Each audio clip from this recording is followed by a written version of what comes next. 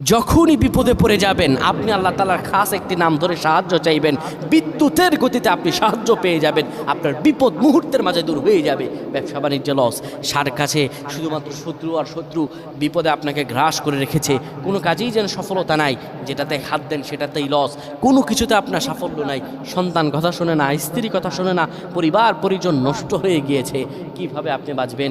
প্রবাসে আটকা পড়ে গেছেন, আসতেও পারেন না, কোনো কাজও পাচ্ছেন না, আপনি আমলটা করেন। এটি আমার কথা নয়, বিশ্বনবী মুহাম্মদ রাসূলুল্লাহ সাল্লাল্লাহু আলাইহি ওয়াসাল্লামের প্রিয় সাহাবী হযরত যায়েদ রাদিয়াল্লাহু তাআলা আনহু, তিনি একবার মক্কা থেকে হিজরত করে যখন মদিনায় যাবেন, ঠিক সেই সময় বিপদে পড়ে যান।